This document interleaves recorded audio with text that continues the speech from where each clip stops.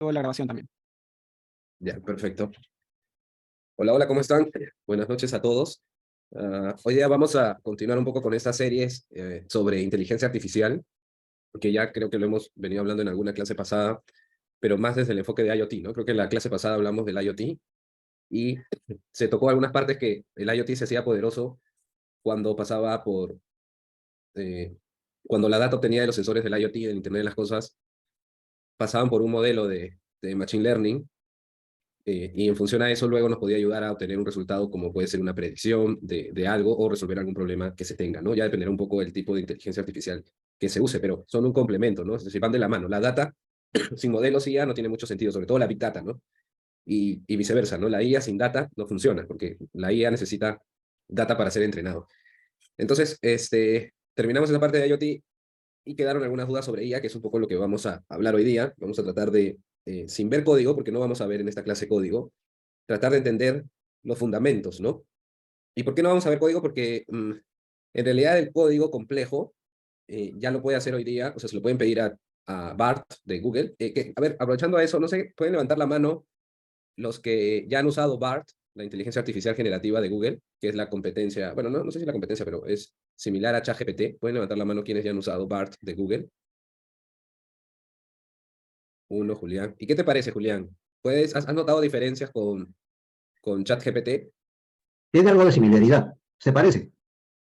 Sí. Pero si sabes las diferencias, Más o menos, no he regulado, pero he usado los dos y el, el chat hay que detallarlo bien. Si en chat no lo detallas, te da un resultado que no esperado. Y en el otro, más o menos te pide también un detalle más o menos regular, pero que se va por las ramas, se va por las ramas, sí. Eso es lo que yo he detectado. Pero no he investigado más, solamente he dado unas sentencias pequeñas nada más. Por ejemplo, le he dicho que me haga un cuentito en los dos lados y en ambos lados me dan resultados diferentes.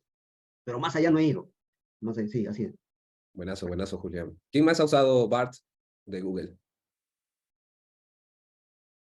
¿Alguien que nos quiera compartir su experiencia? Ok, bueno. Eh, Todavía nadie usa, los invito a que usen BART de Google. Una de las diferencias, yo diría de las más importantes, es la data, ¿no? ChatGPT usa data hasta el 2021, me parece, que es con la data, por lo menos el chat 3.5, que es la versión libre, gratuita, usa data hasta el 2021, mientras que BART de Google es data actualizada en tiempo real, ¿no? Porque se cuelga de un poco el buscador de Google y toda la data que tiene Google, más la data que está abierta, ¿no? Pero bueno, quizás en algún otro taller hablemos sobre este tipo de IAs que son las de tipo deep learning, ¿no? Que es inteligencia artificial, aprendizaje profundo, ¿no? Pero bueno, entonces vamos a ir de a pocos, porque esa IA ya es un poco la más sofisticada. Pero primero hablemos qué es Machine Learning, ¿no? O aprendizaje máquina.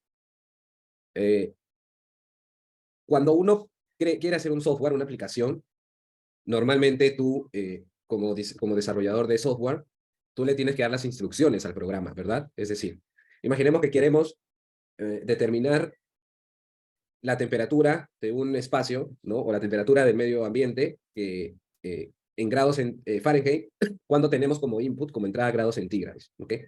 Entonces, si yo quiero que eso lo haga un programa, ¿qué es lo que nosotros tendríamos que hacer? Lo que hacemos es el algoritmo, ¿verdad? Es decir, definimos las entradas, los inputs, que vendría a ser la temperatura en grados centígrados, y lo hacemos pasar por una fórmula, un algoritmo, una función, ¿no? Una función, un algoritmo, una fórmula que sería, si no mal recuerdo, 1.8 grados centígrados más 32. Si me estoy equivocando, me corrigen. Entonces, esa fórmula, cuando yo la tengo que escribir, ¿verdad? La escribo, entonces cuando yo cada vez que tengo un valor en grados centígrados, la hago pasar por esta fórmula que yo he escrito y me da un resultado. Ese es el software tradicional, ¿no? Es la forma en cómo se hacen aplicaciones o programas. El Machine Learning cambia un poco. El Machine Learning es justo la habilidad, y ahí dice, ¿no? Es la habilidad que tienen las computadoras para aprender sin darle la programación explícita. Es decir, yo ya no le doy la fórmula. Este 1.8 grados centígrados más 32, esto yo ya no se lo doy en fórmula. Yo ya no necesito dárselo en fórmula. Yo lo único que le doy es la data. Es decir, le doy los grados centígrados, pero también le tengo que dar los grados en Fahrenheit, ¿no? Es decir, para cada grado centígrado es tanto en grados Fahrenheit. Para tantos grados centígrados, tanto en grados Fahrenheit. Y así le puedo dar muchísimos datos, porque tengo que darle muchos datos, muchos. Cuando hablemos de inteligencia artificial tenemos que pensar en muchísimos datos. Entonces, le tengo que dar todas las posibilidades, imagínense desde 0 hasta 200 grados centígrados, e incluso de repente 1.1 grados centígrados, 1.2 grados centígrados, cuánto es en grados Fahrenheit. Y le doy hartos datos, y esos datos se lo entrego a la máquina, y nada más. La máquina automáticamente va a aprender esa relación que existe. Automáticamente. Nosotros ya no tenemos que darle ese código, ese algoritmo, esa relación, esa función, ya no se la damos. Y una vez que ha sido entrenado, porque le hemos dado los inputs y los outputs, eso se llama entrenamiento, él, la próxima vez que le demos cualquier dato en grados centígrados, solo le das el grado centígrados y él te va a decir cuánto es eso en grados Fahrenheit. ¿Por qué? Porque ya ha sido entrenado, ya aprendió la relación y entonces ya él te puede dar la respuesta sin tú haberle dado esa relación. ¿Ok? Entonces, no sé si hasta ahí se entiende la diferencia entre, o qué hace diferente esta inteligencia artificial de un software convencional o tradicional, de la manera en cómo veníamos programando. No sé si quedó claro.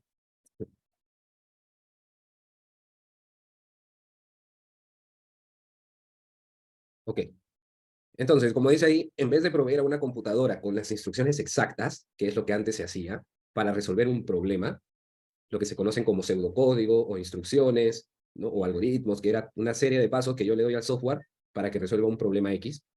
Ahora lo único que yo hago es le muestro o le doy ejemplos del problema a resolver y le muestro cómo se resuelve, o mejor dicho, lo que va a hacer la máquina es investigar cómo resolver esto por él mismo. Entonces, eso que parece simple, en realidad es alucinantemente increíble, porque en otras palabras, la máquina está ella misma resolviendo los problemas. Ya no es necesario que alguien le dé un algoritmo, una instrucción para resolver algo. Entonces, eso abre un mundo de posibilidades en el que el ser humano quizás no encuentra una relación entre algo, porque para resolver un problema quizás depende de muchísimas variables, o sea, muchos inputs que afectan algo, y que controlar todos esos inputs a nivel humano es casi imposible. Tú se lo das a la máquina y la máquina puede encontrar esa relación entre todos esos inputs y ese output, y te puede dar la respuesta cuando tú le des ciertos parámetros en cada uno de esos inputs, ¿no? Entonces, eso es muy fuerte, o es el primer cambio que se ve, ¿no? Entonces, ¿cuál es la diferencia para graficar la diferencia entre el Machine Learning y el software tradicional? Es que el software tradicional genera predicciones, pero necesitas darle las reglas. Ven acá abajo, ¿no? Tú le das el input, la data. Esta data puede ser de cualquier tipo, ¿ah? Puede ser tipo texto, puede ser tipo binaria, ¿no? Puede ser de sensores, contextual. Puede ser cualquier dato que ustedes imaginen. Y puede ser, y las reglas son los algoritmos que nosotros le damos, ¿no? Entonces esos entran a un sistema, a un software, y me genera una salida. En el caso de Machine Learning, ya no funciona así. El Machine Learning es, yo tengo data, input, y nada más. Y más bien lo que le tengo que dar son las salidas. Eso sí, ahora yo le tengo que dar las entradas y las salidas. Y él automáticamente, por su modelo, que hay distintos modelos de Machine Learning, y va a encontrar la relación y finalmente luego te va a poder predecir o dar la respuesta a lo que necesites, ¿no? Entonces ya las reglas nosotros ya no necesitamos dárselas. Él la va a averiguar y él mismo luego va a poder darte la respuesta. Ok. Entonces acá tenemos algunas definiciones que son complejas, pero vamos a tratar de hacerlo sencillo. Pero creo que visualmente se entiende mejor, ¿no? Cuando hablamos de Machine Learning, en realidad estamos hablando de inteligencia artificial. Cuando hablamos de Deep Learning, estamos hablando de inteligencia artificial. Solamente que son como subgrupos, ¿no? Es decir, dentro de lo que se conoce como inteligencia artificial, en realidad hay muchos campos que estudian la inteligencia artificial. Una de esas es el Machine Learning. Y dentro de Machine Learning, que también hay muchas técnicas, una de esas es el Deep Learning. Y el Deep Learning, que es el aprendizaje profundo, que es, por ejemplo, el tema de ChatGPT o BART, que es otro tipo que se llama inteligencia artificial generativa, pero que pertenece al Deep Learning, tiene estas tres principales funciones o beneficios. Uno, y creo que es de los más interesantes, y que creo que deberíamos explorar mucho, y ahora les voy a decir por qué creo eso yo, que es visión computacional. Lo otro también es el procesamiento del lenguaje natural, que también es algo muy poderoso que se debería explorar. Y finalmente el sistema de recomendaciones. Perdón. Ok, entonces, ¿por qué les digo que sería bueno explorar estos puntos como Computer Vision and Natural Language Processing? Porque hoy a nivel electrónico, ¿qué tenemos? A nivel electrónico, nosotros como electrónicos, como electricistas, dependemos mucho de sensores, ¿verdad? Si queremos sensar algo, ya estamos pensando en qué sensor usar, ¿verdad? Un sensor de presencia, de movimiento, de temperatura, de humedad, ok. Pero no son 100% eficientes estos sensores, ¿no? O a veces se hace o a veces tenemos que emplear muchos sensores para hacer un sistema preciso que funcione bien. Y en ocasiones se puede complicar. O a veces nos limitamos a los tipos de sensores que existen, o simplemente no podemos sensar algo porque no hay ese sensor. Entonces, ¿qué pasa si yo les digo que ahora un sensor es la visión computacional? Es decir, si tú pones una cámara de video que grabe ese espacio, gracias al Deep Learning, tú puedes ver lo que está pasando. Es decir, es como que tuvieras una persona que está mirando 24 horas algo. Entonces puede reconocer lo que fuese, lo que los ojos puedan reconocer a ese nivel. Es decir, puede ver si hay una persona dentro o no. Entonces ya no necesitamos usar un sensor de presencia, porque con la visión computacional podemos saber si hay personas. Pero ¿qué pasa si les digo, ya, pero quiero que cuentes personas?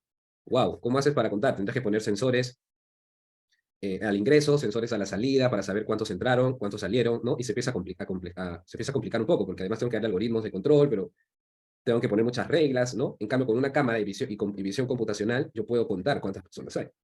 Además, ¿qué pasa si no solo me piden eso? Me dicen, oye, quiero saber cuántos son hombres y cuántos son mujeres. ¿Eso con qué sensor lo haces? Electrónicamente, a nivel electrónico, a nivel de electricidad, a ese nivel. ¿Con qué sensor podría saber cuántas personas en un espacio son hombres y cuántas mujeres? No existe, o por lo menos yo no sé, pero no existe un sensor electrónico que te dé esa información. Eso es imposible a nivel electrónico, pero a nivel software sí es posible. ¿Por qué? Porque la computación, la inteligencia artificial entrenada puede saber quién es hombre y quién es mujer. Y así podemos ir profundizando más. ¿Qué pasa si ahora queremos no solo saber si es hombre o mujer, queremos saber el tamaño? ¿Cuántos son más de 1,50 m? ¿Cuántos usan gorro? ¿Cuántos están con jean? ¿Cuántos son de la empresa y cuáles no? ¿Cuáles están sentados? ¿Cuántos están parados? Eso con electrónica no se puede. Con electricidad menos, ¿no? Imposible. Con electrónica no se puede, por lo menos no que yo sepa. Pero con computación, con software sí se puede, con inteligencia artificial se puede. Entonces, miren cómo va a cambiar, hacia dónde va a cambiar la forma y cómo detectamos. Entonces, cuando tú me digas, oye, necesitamos hacer un proyecto para detectar personas, yo primero voy a evaluar si conviene cámaras o si conviene un sensor de presencia o alguna otra tecnología. Entonces, pero claro, tenemos que aprender cómo funciona el Deep Learning o el Machine Learning porque hay que entrenar el modelo, ¿no? Ahora, no se asusten porque cuando digo entrenar, realmente hoy ya hay muchos modelos entrenados. Entonces, a veces solo hay que usar el modelo dependiendo del problema que queramos resolver. Hay muchísimos modelos ya entrenándose a nivel open source, es decir, libres. Entonces tú simplemente seleccionas el modelo de Machine Learning en función del problema que quieres resolver. Bueno, hasta acá les quedó claro. ¿Alguna pregunta hasta acá?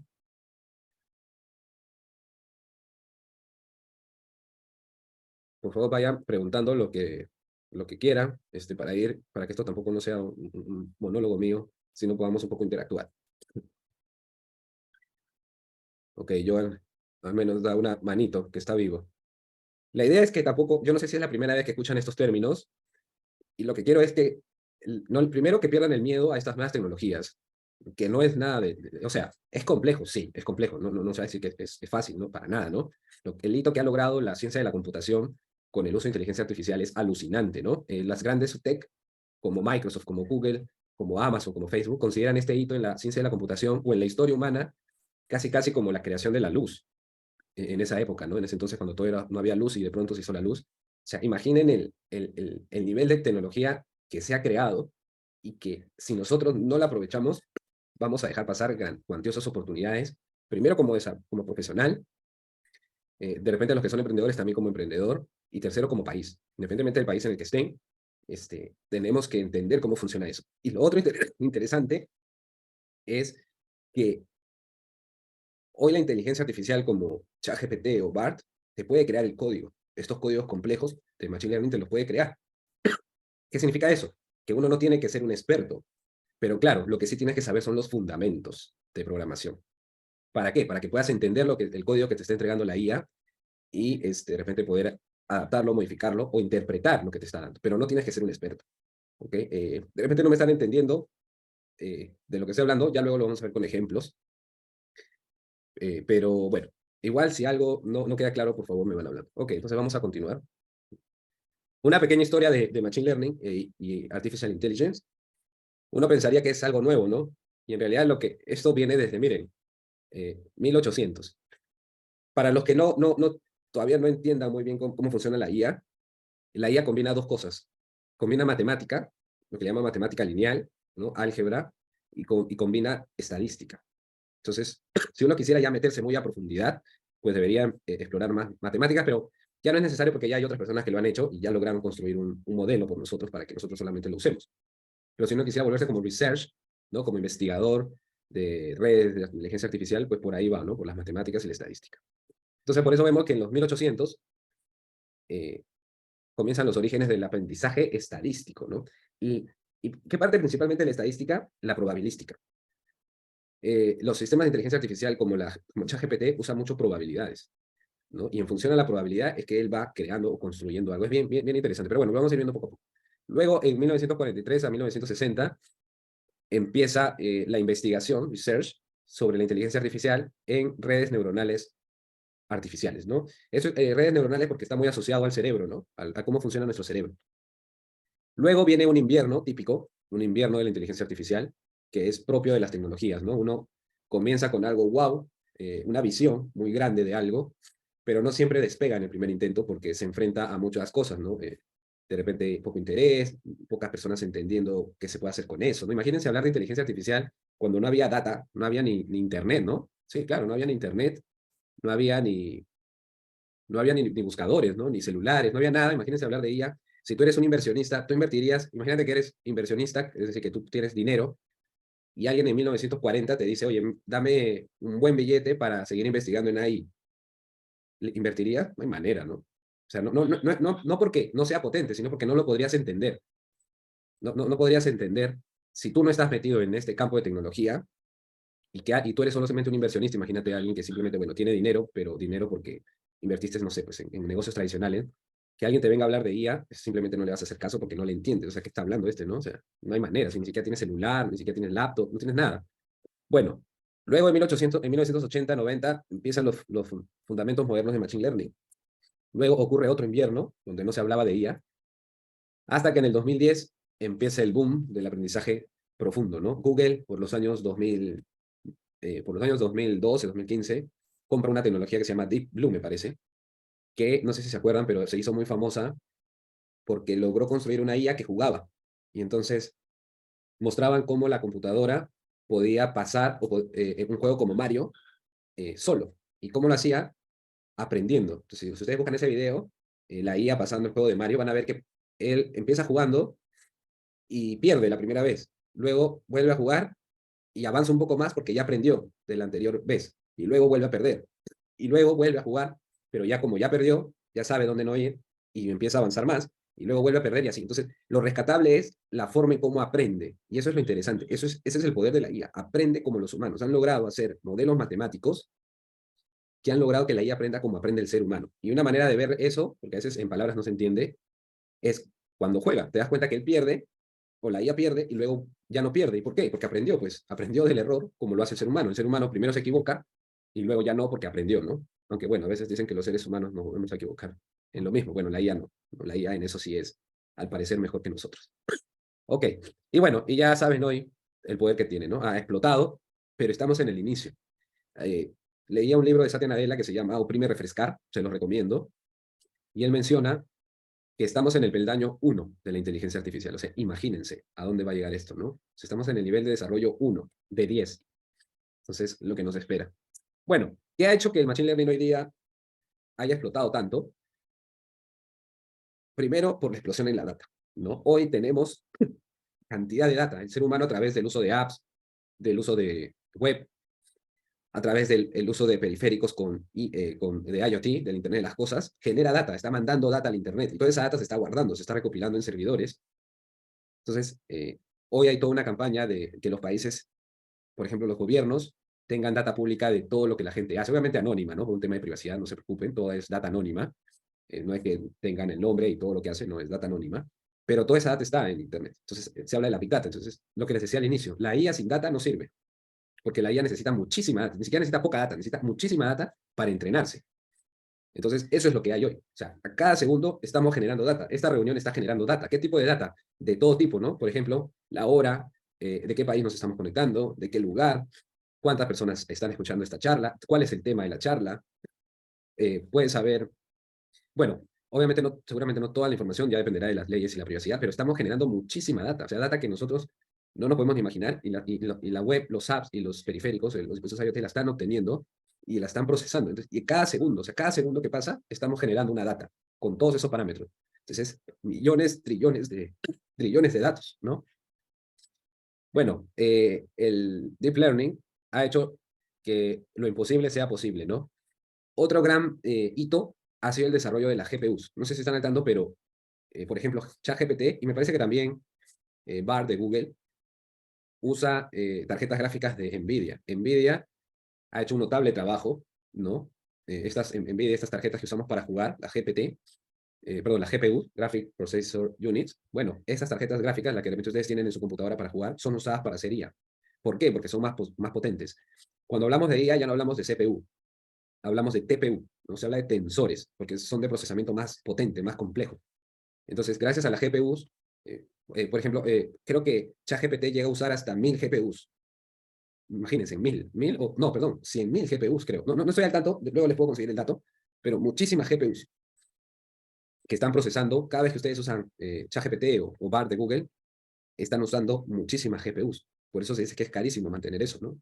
Cuesta mucha plata entrenar modelos. Pero se puede hacer. Ahora, yo les digo, imagínense cuando la computación cuántica, que puede procesar muchísimo más que la GPU, esté habilitada y los modelos de inteligencia artificial corran ya no sobre GPU, sino corran sobre computación cuántica. O sea, eso va a ser espectacular, ¿no? O sea, va a ser... Sería bueno, Roberto, programar una clase de computación cuántica, pero eso va a ser alucinante. Ok. Otra cosa es que también tenemos data etiquetada, ¿no? No es una data tan cruda, como se dice, la famosa raw data, sino es una data ya un poco más o menos, no estructurada, sino etiquetada, ¿no? Y tenemos algoritmos avanzados. Y bueno, ahora, ¿dónde encontramos Machine Learning? ¿No? Porque uno dirá, oye, pero solamente, ahora se habla mucho de Bard, de Google, ¿no? De ChatGPT, pero antes no usábamos Machine Learning, no, sí usábamos. Fíjate que estos dos modelos son un modelo de IA especial, ¿no? Que le llaman generativa, Generative AI. Hay otra IA que todavía no existe, pero es como que a la que se apunta, que es la IA general, ¿no? Que es prácticamente una IA que dice que te va a resolver todos los problemas del mundo, ¿no? Y imagínense eso, ¿no? Tú le dices algo y te lo da. Ahora lo que hay, todavía no se llega a ese nivel, ¿no? Pero y dicen algunos que nunca se llegará, otros dicen que sí, ¿no? Pero lo que sí es que en realidad sí usamos mucha IA en nuestras aplicaciones, por ejemplo, en Gmail, los que usan Gmail o Hotmail o estos correos. No sé si se han preguntado cómo es que sabe cuándo un correo es spam y cuándo no es un spam. ¿Qué significa? ¿Hay alguien ahí detrás que está clasificando los correos? ¿O hay alguien ahí detrás que ha creado un algoritmo para clasificar? En realidad no, en realidad es la IA que ha aprendido a clasificar, porque es una particularidad de la IA, que la clasificación, y sabe cuándo un correo es spam y cuándo es no. Y prácticamente lo hace perfecto, ¿no? Yo nunca he visto que a spam ha llegado un correo que no es spam, por ejemplo, ¿no? Lo hace pero casi perfecto, ya ni se equivoca, ¿no? Entonces, es muy interesante. Bueno, por ejemplo, también hace detección de fraude. Puede detectar cuando hay fraude en una tarjeta de crédito y se da cuenta al toque y te manda a bloquear tu tarjeta, por ejemplo, automáticamente. Eso humanamente es imposible, ¿no? Imagínense tener que pagar a gente para que detecte si alguien está usando tu tarjeta de manera fraudulenta, ¿no? Entonces tú no te das cuenta y te clonaron, te hackearon una tarjeta que tendríamos que pagar, el banco tendría que pagar cuántas personas para que estén revisando todas tus transacciones y analizando algo raro. No, eso es imposible, ¿verdad? Eso es humanamente, eso es imposible. Pero entonces, ¿cómo lo hacen? Con la IA, ¿no? La IA tiene ese poder de detectar fraudes. Imagínense la cantidad de operaciones que se realizan por segundo usando tarjetas de crédito. Entonces la IA se encarga de eso. Bueno, la importancia de la data. Vamos a hablar, van a ver que acompañado de la IA se habla de data, porque viven juntos. Por eso hablamos de IoT, porque el IoT lo que busca es obtener data, pero a través contextual, ¿no? La data que se genera, o la mayor cantidad de data que se está generando es por el uso de apps, ¿no? O de apps móviles o apps web. Lo que falta es más data desde el mundo contextual, desde el mundo real. Y eso se logra con IoT, ¿no? Sensores de presencia, temperatura, de humedad, de flujo, de caudal, de posición, de fuerza, de peso, de lo que fuese, ¿no? Todo lo que exista, ¿no? Entonces al final esto sirve como data, llega a un servidor. Y bueno, la data entonces son características, información, usualmente numérica. No, o sea, usualmente numérica, bueno, es lo que está como definición, ¿no? Usualmente numérica que son coleccionadas, obtenidas a través de la observación, ¿no? La observación es un poco el concepto de obtener data, ¿no? 10 grados centígrados, y eso es una observación. 20% de humedad relativa, una observación. Pero la data no es solo numérica, ¿verdad? Es más, hay mucha data binaria. ¿La data binaria cuál es? Las imágenes, los videos, el audio, la voz. el sonido, eso es data binaria y es data muy interesante de analizar, ¿no? No solo la parte de sensores, esa data de tipo texto, de tipo imagen, de tipo video, nos puede dar mucha información bien, bien interesante de analizar. Ok, entonces la data viene en diversas maneras, acá les decía, ¿no? Obviamente, toda esa data, cuando entra a la computadora, ¿en qué entra? No entra en forma de JPG, no entra en forma de imagen. Nosotros vemos la imagen, pero en realidad la computadora que ve bits, ¿no? Bits y bytes, ceros y unos. Entonces hay que aprender por lo menos los fundamentos, ¿no? No se preocupen, vuelvo a repetir, no hay que ser un especialista y profundizar, porque ya la IA generativa nos da el código. Cuando sí se lo pedimos, ya lo vamos a ver. ¿Cómo es eso de que yo le pido código a la IA generativa y me da el código? O sea, yo le puedo decir, quiero un código que me dé, que me ayude a hacer machine learning para este tipo de data, y se lo dan en Python, y me lo va a dar, así de increíble. Entonces, no es necesario profundizar, pero sí hay que saber los fundamentos, ¿no? Entonces, la data viene en bits, y viene de mediciones a través de sensores, viene en tipo de texto, viene en imágenes, viene en sonido, viene en video, ¿no? Y bueno, la data también tiene diferentes relaciones, puede tener una relación en tiempo, ¿no? A las 10:10 pasó todo esto en mi fábrica, listo, todo eso, y debe tener alguna correlación. Bueno, correlación siempre tiene, ¿no? Pero debe haber alguna causa-efecto. Es una relación espacial, temporal por tiempo. Pero también puede haber relación espacial.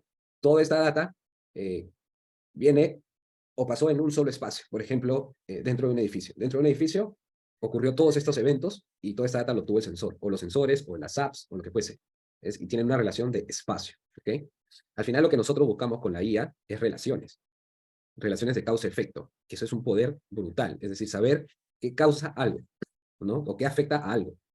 ¿Qué afecta a que la gente, no sé, haga algo, ¿no? Entonces imagínense saber, porque si sé eso, lo puedo controlar, ¿no? ¿Qué afecta a que mi máquina produzca más? Tal cosa, perfecto. Entonces, imagínense ese poder. Bueno, siguiendo hablando de data, bueno, no sé si hasta acá tienen alguna pregunta, porque creo que es información bastante pesada, así que no sé si tienen alguna pregunta.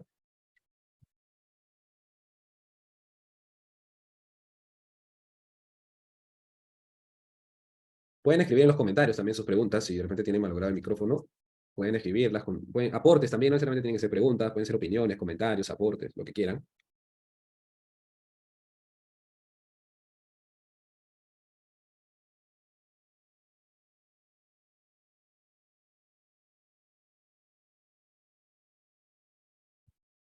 Ok, entonces seguimos avanzando. Entonces, sobre data, hay dos tipos de data, ¿no? La data estructurada y la data no estructurada, ¿no? La data estructurada, que como ven ahí es como que la mayor cantidad de data que hay, se basa en campos o registros predefinidos, es decir, no sé, por ejemplo, nombre, apellido, hora a la que abrió la aplicación, hora a la que cerró la aplicación, botón que presionó, a dónde fue, luego a dónde se dirigió, ¿no? Entonces, ya está como que en una tabla, está estructurado cada columna. Normalmente este tipo de data está en columnas y filas, como si fuera una hoja de cálculo, más o menos así tiene esa forma, y cada fila ya tiene un atributo definido, ¿no? Nombre, fecha, apellido, apellido paterno, materno, ya dependerá del tipo de data que se esté coleccionando, ¿no? Frecuentemente almacenado en databases o bases de datos relacionales, fácil de ingresar, de buscar y de analizar, claro, ¿no? Es súper fácil porque tiene etiquetado la columna que es, y debe tener alguna columna que es como que el key, es la clave, es decir, que es el único dato que no se repite en todas las demás columnas, en todas las demás sí, filas. Pero yo puedo acceder a eso y con eso puedo acceder a los demás atributos, ¿no? Y trabaja muy bien con herramientas comunes. Seguramente han escuchado de SQL, trabaja súper bien con SQL.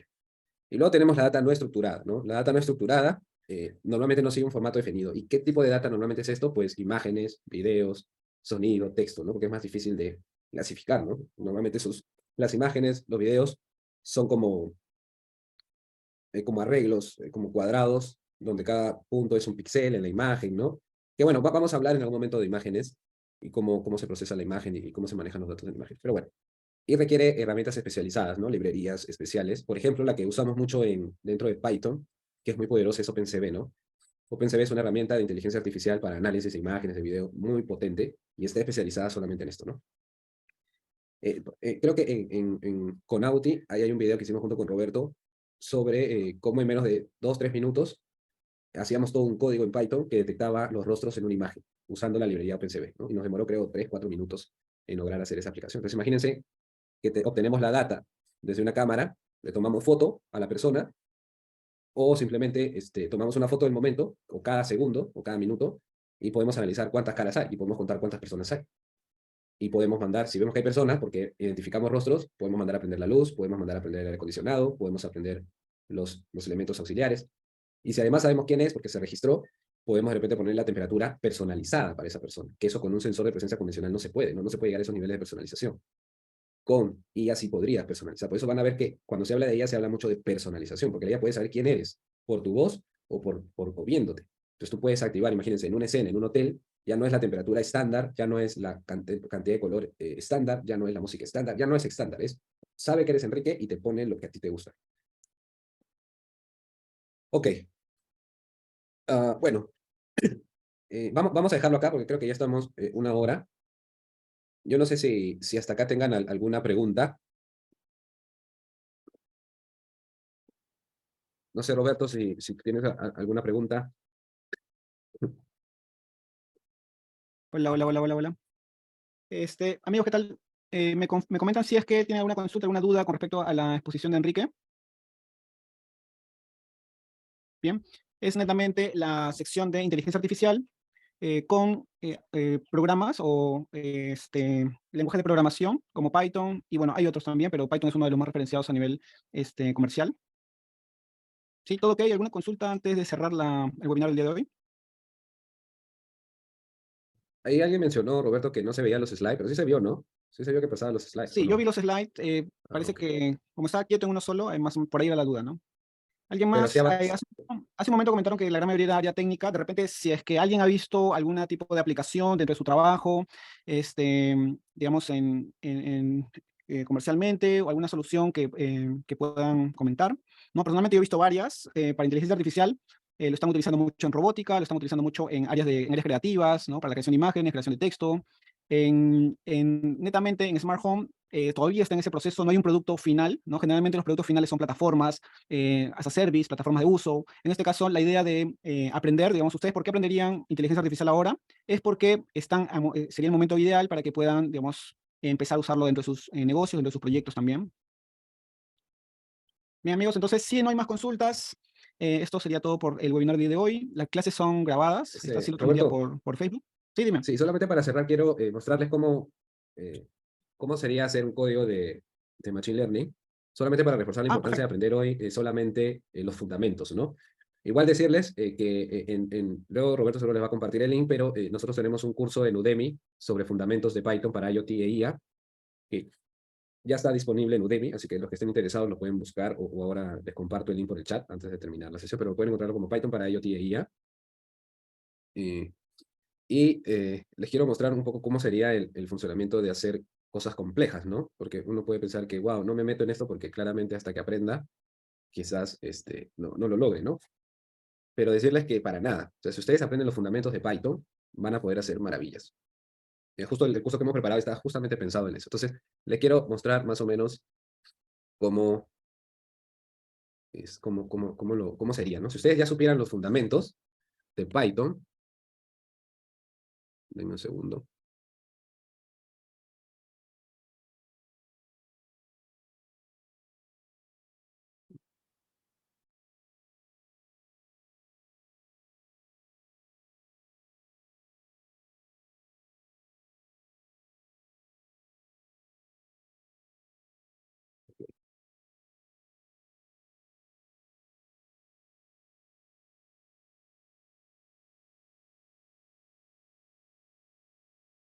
A ver,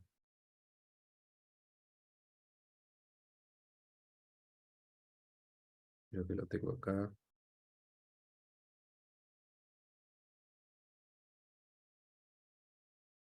Ya, a ver, vamos a hacerlo de cero, ¿ok? Bueno, no de cero, solo les voy a mostrar cómo sería. Entonces, esto es ChatGPT, ¿ok? Esto es ChatGPT, ¿ok? Acá está ChatGPT. Es la IA generativa de OpenAI. Me imagino que ya muchos de ustedes han usado, ¿no? Lo pueden usar para muchas cosas, ¿no? Cualquier pregunta, ustedes pueden hacerlo por acá. Y también les da código. Entonces yo podría preguntarle, imagínense lo siguiente, ¿no? Se ve mi pantalla, si no lo voy a hacer un poco más grande, ¿no? Y acá, ¿no? Y dice, acá donde dice enviar mensaje yo pongo, ¿no? Imagina, no, tengo una data de sensores de presencia, temperatura y humedad. ¿Ok? Imaginemos, ¿no? Y tengo la salida de potencia creada por una máquina, ¿no? Entonces usted le dice, hazme un código en Python con Machine Learning que me permita crear un modelo con los datos que tengo de los sensores, ¿no? Con los datos que tengo de los sensores. A ver, veamos qué nos pone. ¿Están viendo?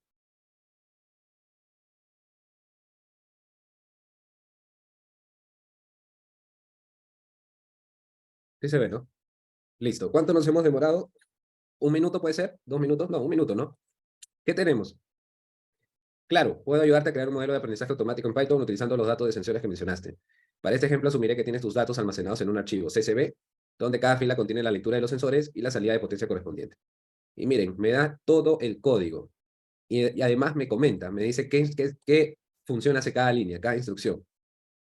Carga los datos, divide los datos, entrena los datos, crea el modelo, en este caso he usado un modelo de regresión lineal, pero no es el único, entrena el modelo y finalmente realiza predicciones y además te calcula el error cuadrático que te sirve para saber qué tan bueno es tu modelo o comparar con otros modelos que usen otros, mejor dicho, comparar las salidas que usen otros modelos y los compara, ¿no? Para ver cuál base finalmente vas a usar. Y acá te explica. Entonces, ¿qué es lo que yo tendría que hacer? Simplemente agarro todo este código y lo copio. Acá todavía dice copy code. Y es lo que hice, ¿no? Como ven acá está mi Visual Studio Code. Y lo que hice fue copiar. Lo pegué acá.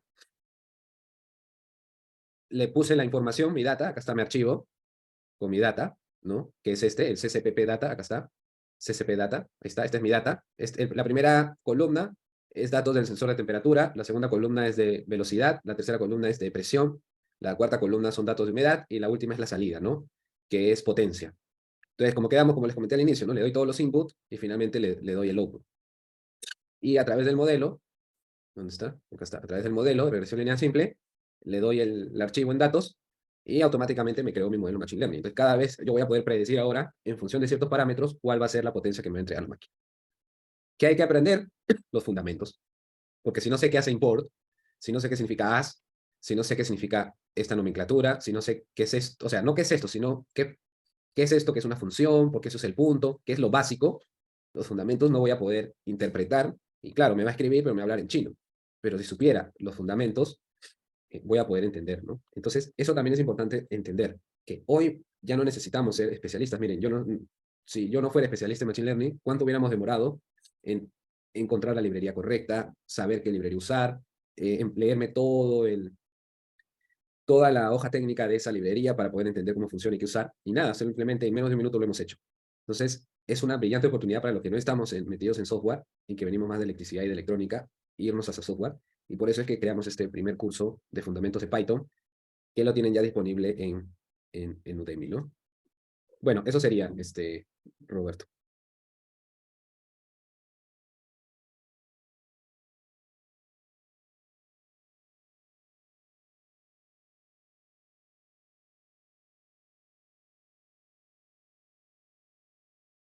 Hola, Roberto, ¿estás por ahí?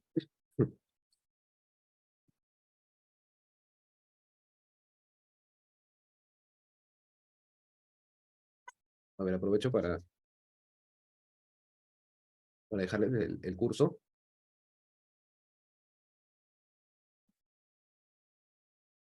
Sí, sí, Enrique.